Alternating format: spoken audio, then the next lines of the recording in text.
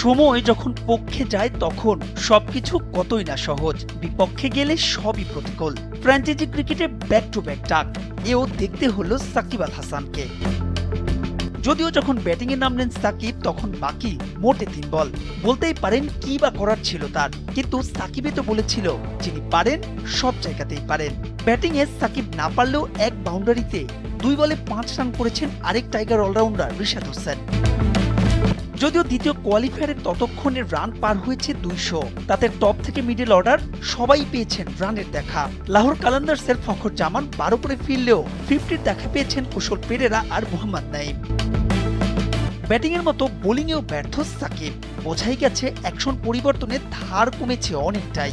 Power play শেষে bowling করতে এসে নিজের প্রথম ওভারে দিলেন 9 রান। তখন অবশ্য 33 রানে ইসলামাবাদের ছিল না সেরা 4 ব্যাটসম্যান। অবশ্য এখানেও সফল রিশাদ, প্রথম ওভারে 14 রান দিলেও ফিরে আসলেন দারুণভাবে।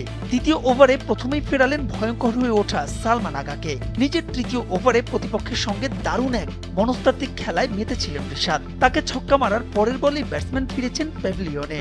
শাদাব খানের পর কটেন বোল্ড জিমি নিশামও। অন্যদিকে সাকিব ব্যয়বহুল হলেও উইকেটের দেখা পাননি, 3 ওভারে দিয়েছেন 27 রান। অবশ্য উইকেটের দেখা পেতেই পারতেন যদি না হাফ চান্সকে পূর্ণতা দেয়া যেত।